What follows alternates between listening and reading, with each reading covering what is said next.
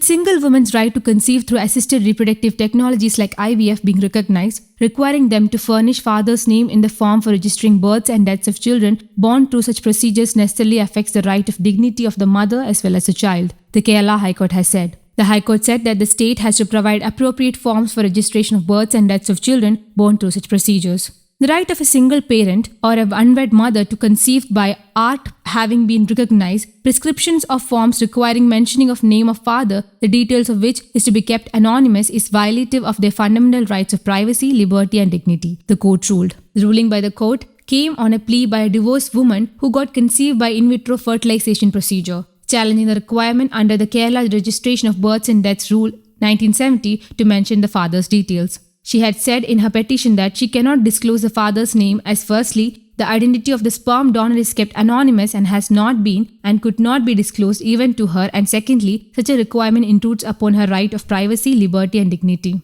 She had also contended that issuing a certificate by leaving the column for father's details as blank also interferes with her right of dignity, privacy and liberty. Agreeing with the woman's claim, the High Court said rights of a single woman to conceive through art procedure was recognized and accepted in the country, and in such procedures, the identity of sperm donor cannot be disclosed except in circumstances as may be compelled for under law. It falls within the realm of the right of privacy. The said right has also been recognized in the guidelines for art clinics with very little exceptions. Under the circumstances, there is no rhyme or reason in requiring the petitioner to provide the name of the father in the form prescribed for registration of birth and death. Requiring the petitioner to leave the column regarding the details of father as blank, the issuance of a certificate of birth or certificate of death leaving the space provided therein regarding the detail of the father as blank necessarily affects the right of dignity of the mother as well as the child, the High Court said. The court said that the concept of conceiving through art was foreign to India a few decades back till the first test tube baby was born. By the passage of time, evolution of techniques, change in lifestyle and personal choices recognized by the rule of law, appropriate modifications, changes, additions, alterations need to be made in statutes, rules and forms prescribed thereunder, the court said. In the instant case, as the petitioner woman was in the 8th month of her pregnancy, the court directed the Kerala government to immediately take necessary steps to have separate forms prescribed for registration of births and deaths and for issuance of certificates in cases relating to conception through art procedure of single parent or unwed mother.